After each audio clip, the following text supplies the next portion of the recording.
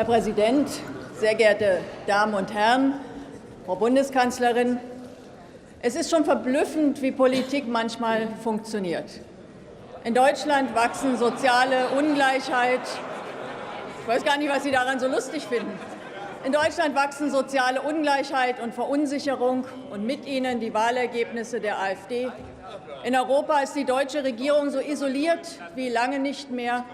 Und als bevorzugten Partner hat sich die Kanzlerin ausgerechnet einen türkischen Diktator ausgesucht, der Journalisten und Oppositionelle ins Gefängnis werfen lässt und die Todesstrafe großartig findet.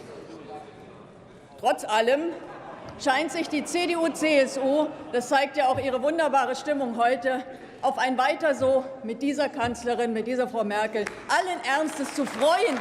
Ich kann nur sagen, die Menschen in diesem Land können sich darauf nicht freuen. Und ich sage Ihnen deswegen auch, dazu wird es nicht kommen. Und wenn ich sehe, wie Sie sich da verhalten, da fällt einem wirklich nur noch der Satz von Albert Einstein ein. Die reinste Form des Wahnsinns ist es, alles beim Alten zu belassen und gleichzeitig zu hoffen, dass sich etwas ändert. Am Ende ändert sich dann doch meistens etwas, aber vielleicht anders als erhofft. In den USA hat die Führung der Demokraten den Hoffnungsträger Bernie Sanders verhindert, um dann mit einer Kandidatin des Establishments, die im Grunde all das verkörperte, was die Menschen an der Demokratie verzweifeln lässt, um mit einer solchen Kandidatin Donald Trump den Weg ins Weiße Haus zu ebnen. Das sollte nicht nur der SPD zu denken geben, sondern natürlich auch der CDU, die immerhin auch schon mal Kanzler hatte, die den Unterschied zwischen einer Demokratie und einer Oligarchie, einer Reichtumsherrschaft, noch ganz gut kannten. Wohlstand für alle, Frau Merkel. Wäre nett, wenn Sie mir zuhören könnten. Wohlstand für alle, Frau Merkel. Damit war anderes gemeint als die marktkonforme Verwaltung eines globalisierten Raubtierkapitalismus, der die Mittelschicht zerstört und diese Gesellschaft immer tiefer sozial spaltet. In der alten CDU übrigens, wäre eine Situation, in der man sogar gemeinsam mit der SPD noch nicht mal mehr die Hälfte der Wählerinnen und Wähler erreicht, auch noch komplett unvorstellbar gewesen. Aber damals wusste natürlich auch die SPD noch, dass Arbeiterparteien nicht dafür gegründet worden waren, ihre Minister an zahlungskräftige Wirtschaftslobbyisten zu vermieten und denen dann die Wünsche von den Augen abzulesen, mögen sie nun Senkung der Lohnkosten oder CETA heißen. Und sie machen weiter, als wäre nichts passiert. Als untrügliches Signal des Großkoalitionären Weiter so schlagen Sie uns jetzt also gemeinsam Frank-Walter Steinmeier für das Amt des nächsten Bundespräsidenten vor. Und hätten wir mit der Kandidatur des profilierten Agenda-Kritikers Christoph Budderwecke nicht noch ein bisschen Frischluft in Ihren muffigen Konsens gebracht, dann hätten Sie die Bundesversammlung auch gleich ganz absagen können. Es sind doch genau solche Wahlen, bei denen es nichts mehr zu entscheiden gibt, die die Menschen an der Demokratie verzweifeln lassen und die auch demokratische Entscheidungen zu einer Farce machen. Als die Briten im Juni für den Ausstieg aus der EU votierten, da waren sie alle geschockt, um dann mit doppelter Energie das Konzernschutzabkommen CETA in der EU durchzuboxen. Klasse gemacht. Beim nächsten Exit-Referendum haben die Befürworter ein Argument mehr auf ihrer Seite. Als vor 2 Wochen die US-Bürger für Trump statt für ihre gemeinsame Favoritin Clinton stimmten, da waren sie wieder alle geschockt. Aber ihre einzige Schlussfolgerung scheint zu sein, jetzt einen europäischen Hochrüstungswettlauf zu starten. Ja, glauben Sie wirklich, das ist es, worauf die Millionen Abstiegsgefährdeten in Europa und die verlorene Generation in den Krisenländern gewartet haben? Offenbar hat ja selbst noch ein Donald Trump wirtschaftspolitisch mehr drauf als Sie. Denn immerhin hat der Mann begriffen, dass staatliche Industriepolitik besser ist als billige Dienstleistungsjobs und dass gegen Krise und marode Infrastruktur nicht Kürzungspolitik hilft, sondern ein groß angelegtes öffentliches Investitionsprogramm. Und weil schon die Ankündigung dieses Programms zu höheren Zinsen in den USA geführt hat, wird Europa unter Ihrer Führung wohl lieber mit seinem Geld neue Brücken und moderne Netze in den USA finanzieren, statt den Niedergang der europäischen Infrastruktur endlich zu stoppen und Industriearbeitsplätze auch in Frankreich und Italien zu verteidigen und zu retten. Aber merken Sie denn gar nicht, dass es genau diese fatale Politik ist, die Europa spaltet und immer mehr kaputt gehen lässt? Sollte im nächsten Jahr tatsächlich Marine Le Pen französische Präsidentin werden, dann werden Sie wieder alle geschockt sein. Und wahrscheinlich beklagen Sie dann wieder die Verführungsmacht geschickter Populisten und das Zeitalter des Postfaktischen. Also ich muss Ihnen sagen, wenn etwas postfaktisch ist, dann sind das nicht die Emotionen der Menschen, die sich von ihrer Politik im Stich gelassen fühlen, sondern sind das die Lügenmärchen, die Sie ihnen erzählen, um zu begründen, dass diese Politik angeblich alternativlos ist. Ist es denn wirklich so schwer zu verstehen? Die US-Bürger, die haben doch gar nicht in erster Linie den Milliardär Donald Trump gewählt.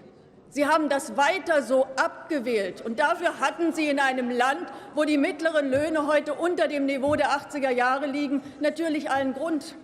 Und auch in Deutschland haben immer mehr Menschen gute Gründe, enttäuscht und wütend zu sein über eine großkoalitionäre Einheitspolitik, die sich für ihre elementaren Lebensinteressen, für ihre Zukunftsängste überhaupt nicht mehr interessiert, sondern gleichgültig und emotionslos immer wieder Entscheidungen fällt, die die Reichen noch reicher, die Konzerne noch unverschämter und das Leben der arbeitenden Mitte und der Ärmeren noch unsicherer und prekärer machen. Ich finde, eine solche Politik ist unglaublich und ist wirklich verantwortungslos. Gucken Sie sich doch an, wie sich dieses Land in den letzten 20 Jahren verändert hat. Trotz boomender Exportwirtschaft, trotz Wirtschaftswachstum lebt heute in Deutschland jeder 6. Rentner in Armut und muss sich um seine Lebensleistung betrogen fühlen.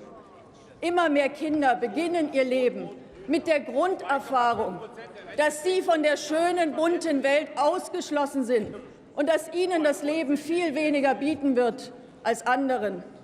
Millionen Arbeitnehmer werden in Leiharbeit, Werkverträgen und Dauerbefristungen zu Beschäftigten zweiter Klasse degradiert.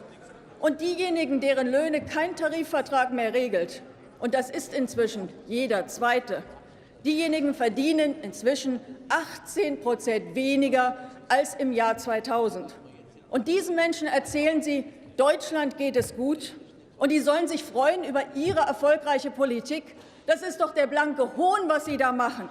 Sie erzählen ihnen, die Agenda 2010 hätte ein Jobwunder ausgelöst.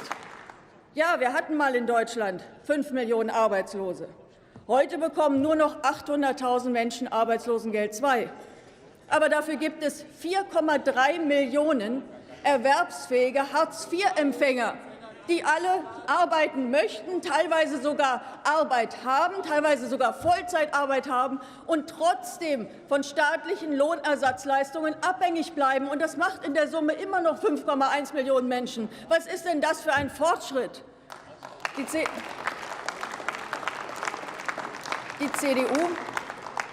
Die CDU einschließlich der Kanzlerin sollte aufhören, die Agenda 2010 als Erfolgsmodell zu preisen und sollte endlich wieder ein humanes Arbeitsrecht in Deutschland durchsetzen, wenn sie einen deutschen Donald Trump verhindern will.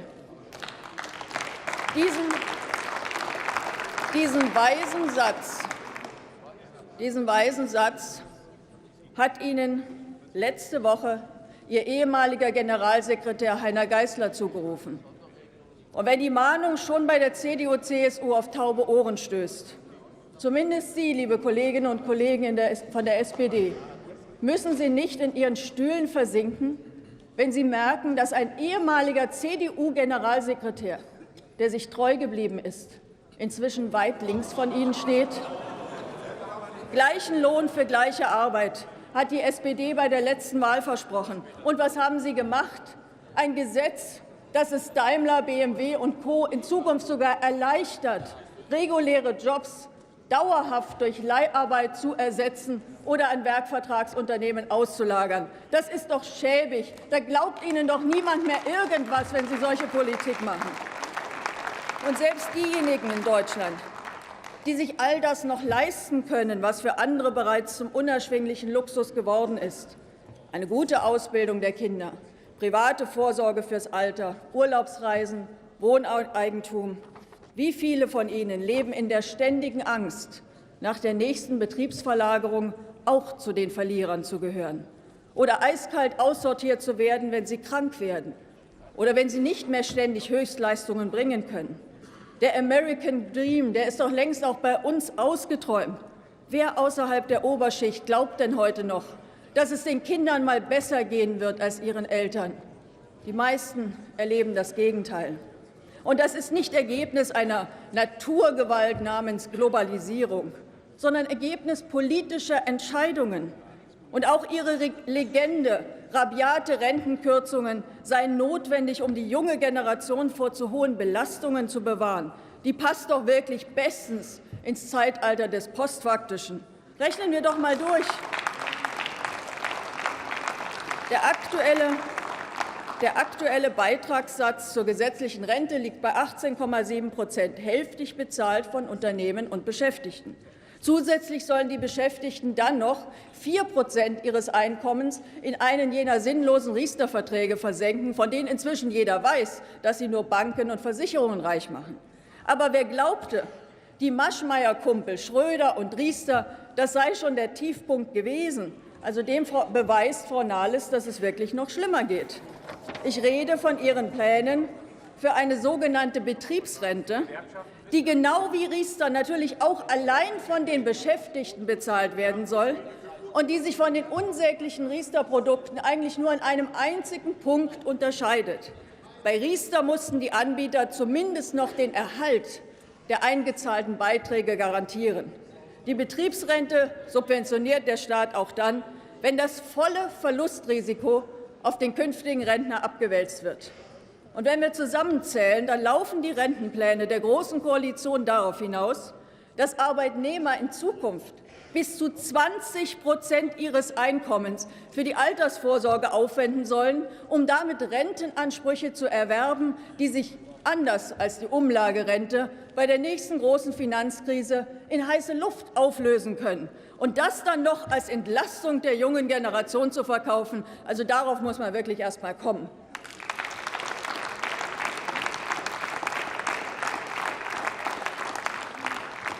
Und dabei brauchen Sie nur über die bayerischen Alpen hinaus zu gucken, um zu sehen, wie es vielleicht besser geht und wie man Rentenreform vernünftig machen kann.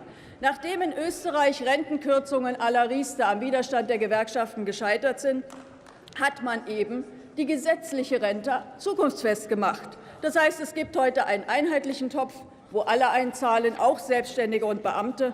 Der Beitragssatz liegt bei 22,8%. Allerdings zahlen die Unternehmen mehr als die Beschäftigten. Und dieses System finanziert für langjährig Versicherte Renten von 1.800 € im Monat.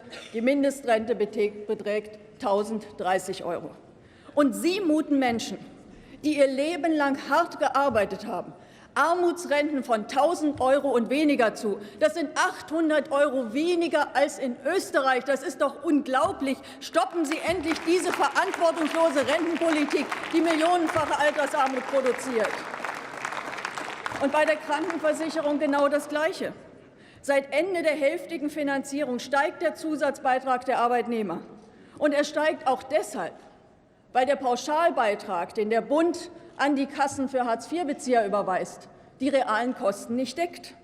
Das heißt, je mehr Hartz-IV-Empfänger, und Sie wissen, dass die meisten Flüchtlinge ab nächstes Jahr Hartz IV bekommen werden, desto teurer wird es für den Postzusteller und die Aldi-Kassiererin, während der privat versicherte Chef von Ihnen und natürlich auch die Konzerne, bei denen Sie arbeiten, von solchen gesellschaftlichen Aufgaben komplett verschont werden. Das ist doch ein Skandal. Wenn man sich diese Politik anguckt, da muss man fast schon den Verdacht haben, Sie haben einen geheimen Werbevertrag mit der AfD abgeschlossen. Das ist doch unglaublich, was Sie machen. Es ging also bei den Krankenkassen wie bei der Zerschlagung der Rente nie um etwas anderes als um die Senkung der Lohnkosten und die Steigerung der Unternehmensgewinne. Und von wegen mit den Gewinnen steigen auch die Investitionen. Wissen Sie, wie hoch die Reinvestitionsquote deutscher Industrieunternehmen im Inland heute ist? 5%. 5%. Das heißt, 95% der Gewinne, die Sie durch Ihre Politik so erfolgreich erhöht haben, werden an die Eigentümer ausgeschüttet. in Finanzanlagen geparkt oder eben für Investitionen im Ausland genutzt. Und trotzdem verzichten Sie bis heute darauf, wieder einen größeren Teil der Unternehmensgewinne zur Finanzierung des Sozialstaates heranzuziehen. Wir halten das für völlig unverantwortlich.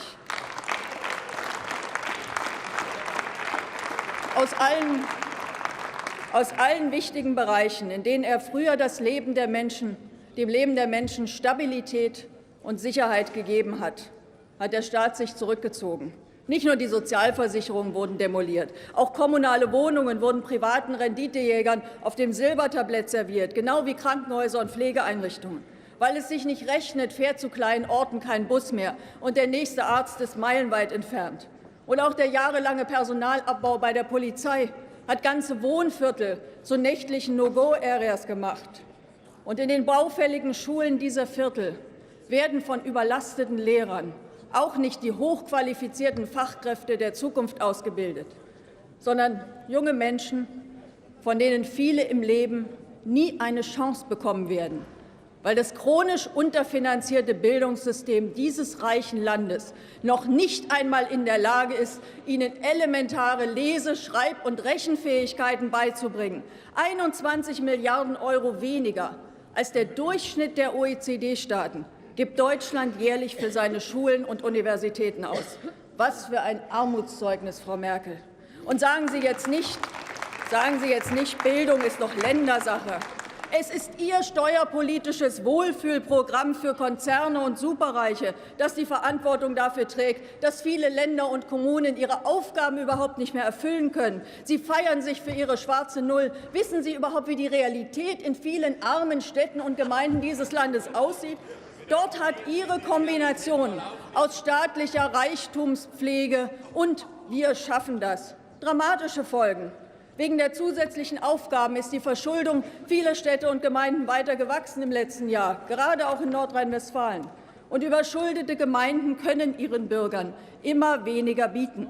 Keine ordentlichen Kitas, keine Bibliothek, keinen Zuschuss zum Kulturverein oder auch zum Sportverein.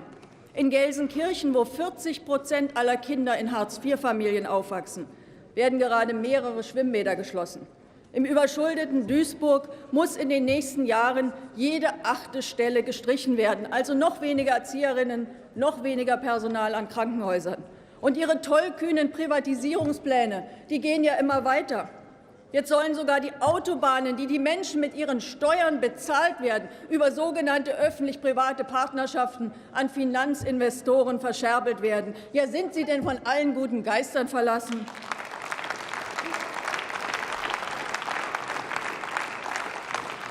Der einfache Bürger kämpft um das Überleben, während die Profiteure, die reiche Oberschicht, sich nicht um uns kümmern, schrieb mir vor kurzem eine 31-jährige Hochschulabsolventin, die heute bei Air Berlin als Flugbegleiterin arbeitet und selbst um diesen Job jetzt bangen muss. Wo ist denn die Lebensqualität geblieben, die jedem Menschen zusteht, fragt sie in ihrer Mail. Anstatt das Leben zu genießen, ist man ständig darauf bedacht, seine Arbeit nicht zu verlieren, denn in diesem heutigen Deutschland gibt es keine Garantien und keine Sicherheiten mehr. Soweit eine junge 31-jährige Frau, die ein Hochschulstudium absolviert hat. Und ein mittelständischer Unternehmer schildert mir in einer Mail, wie ihm große Konzerne unter Ausnutzung ihrer Marktmacht die Luft zum Atmen nehmen. Er schreibt: Als Kind italienischer Einwanderer bin ich hier geboren und aufgewachsen, habe also Deutschland in einer Zeit erlebt, als noch alles möglich war mit ehrlicher Arbeit. Heute ist das anders. In einem konzerngesteuerten Land, wie wir es heute haben, gibt es keine Demokratie. Wie erklären, das ist das Zitat aus der Mail eines Bürgers. Ich muss sagen, wie Sie reagieren, wenn man hier Stimmen von Bürgerinnen und Bürgern vorträgt, das zeigt die ganze Arroganz Ihrer Politik. Und dann müssen Sie sich auch nicht wundern, dass Ihnen immer die Wähler weglaufen. Und ich muss auch sagen, wie erklären Sie einem ums Überleben kämpfenden Mittelständler, dass er für jeden Euro Gewinn mindestens 30% Steuern zahlen muss, während Konzerne wie Google, Apple und Facebook in Europa mit Steuersätzen von 0,005% verwöhnt werden? Oder wie erklären Sie einem hart arbeitenden Beschäftigten, dass schon ab einem Einkommen von 1.140 € ein Steuersatz von 24% fällig wird, während es die schwerreichen Erben von Milliardenvermögen nach Auffassung der Großen Koalition offenbar komplett überfordern würde, auch nur einen einzigen Euro Erbschaftssteuer zu zahlen? Oder wie erklären Sie es einem Kleinsparer, der sein mühsam Erspartes durch Bankgebühren und Niedrigzinsen wegschmelzen sieht, dass das Vermögen der 500 Reichsten in Deutschland um 9 bis 10% jedes Jahr steigt und inzwischen den irren Betrag von 723 Milliarden € erreicht hat? Oder wie erklären Sie einer alleinerziehenden Hartz-IV-Empfängerin, dass von ihr bei sogenanntem sozialwidrigen Verhalten, und das liegt schon vor, wenn sie ein kleines Geldgeschenk für ihr Kind nicht angemeldet hat, dass dann neuerdings 3 Jahre rückwirkend alle Leistungen zurückgefordert werden können, während zum Beispiel das Management der Deutschen Bank, das allein seit 2009 Boni in Höhe von 24 Milliarden € eingestrichen hat, nie Gefahr läuft, auch nur einen Euro zurückgeben zu müssen, egal wie sozialwidrig oder auch kriminell das Geschäftsmodell dieser Bank ist und ob sie dadurch irgendwann wieder in so viele Schwierigkeiten kommt, dass sie beim Staat die Hand aufhalten muss. Sie können das alles gar nicht erklären, weil es gibt dafür keine objektiven Gründe. Die einzige Erklärung ist Ihr fehlender Mut, sich mit den wirtschaftlich Mächtigen anzulegen.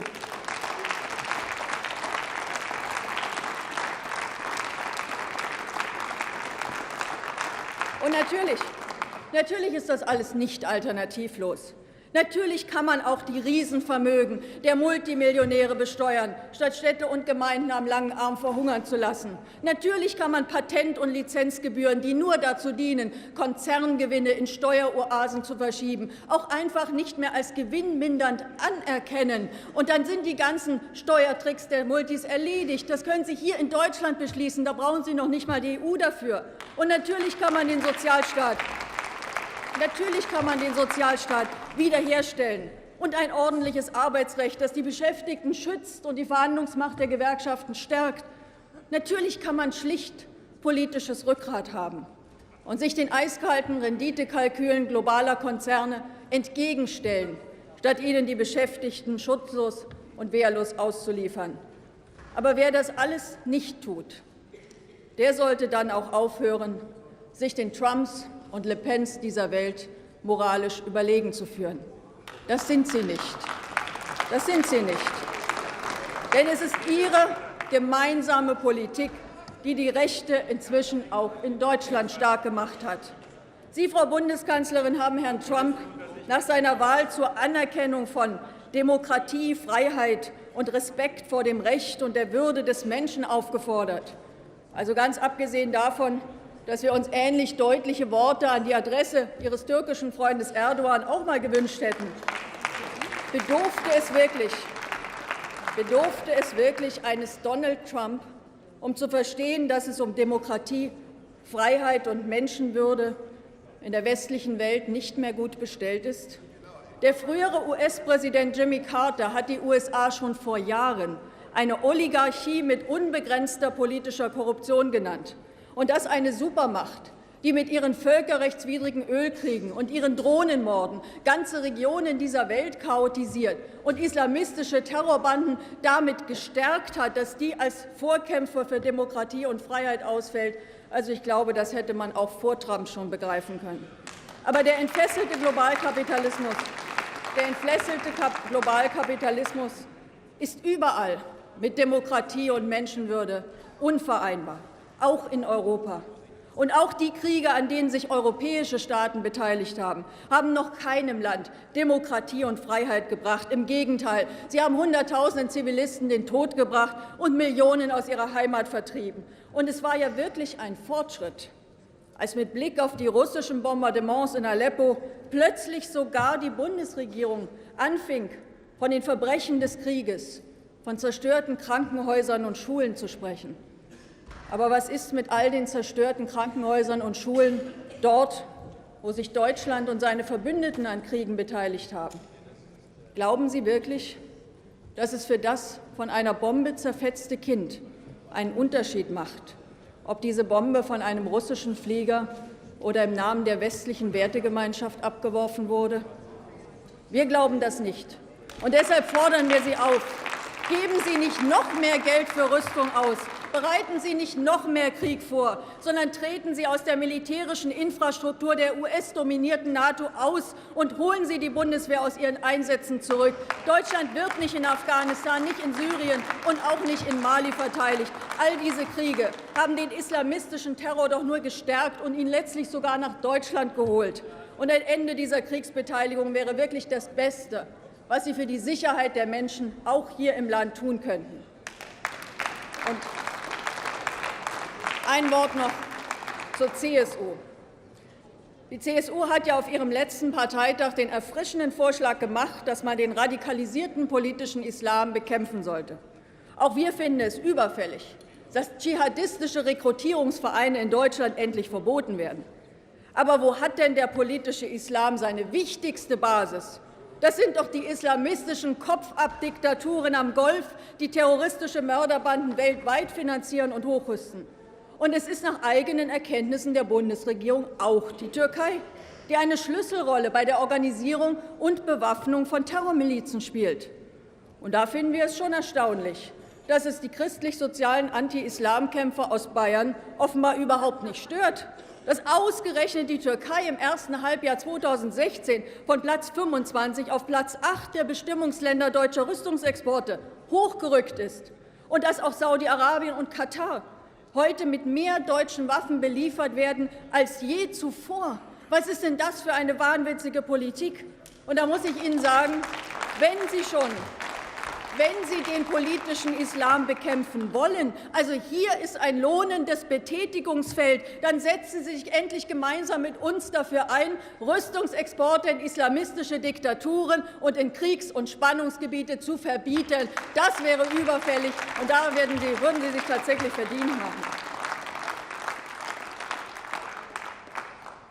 In seinem Buch »Rückkehr nach Reims« schreibt der französische Schriftsteller Didier Eribon über die Ursachen für den Aufstieg der französischen Rechten etwas, was sich meines Erachtens 1:1 auf Deutschland übertragen lässt. Ich zitiere ihn: So widersprüchlich es klingen mag, bin ich mir doch sicher, dass man die Zustimmung zum Front National als eine Art politische Notwehr der unteren Schichten interpretieren muss.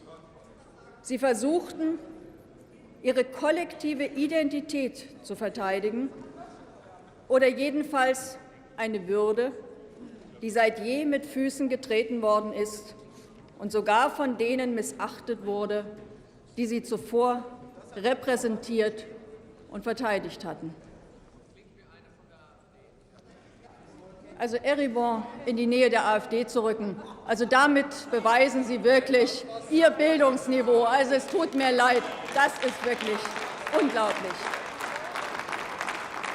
Sehr geehrte Damen und Herren, auch bei uns wird die Demokratie nur eine Zukunft haben, wenn die Menschen wieder das Gefühl bekommen, ihre Würde und ihre elementaren Lebensbedürfnisse werden von der Politik geachtet und anerkannt. Und sie sind wichtiger als die Wunschlisten irgendwelcher Wirtschaftslobbyisten. Nehmen Sie das endlich ernst, wenn Sie nicht dafür verantwortlich sein wollen, irgendwann einem deutschen Donald Trump den Weg ins Kanzleramt geebnet zu haben.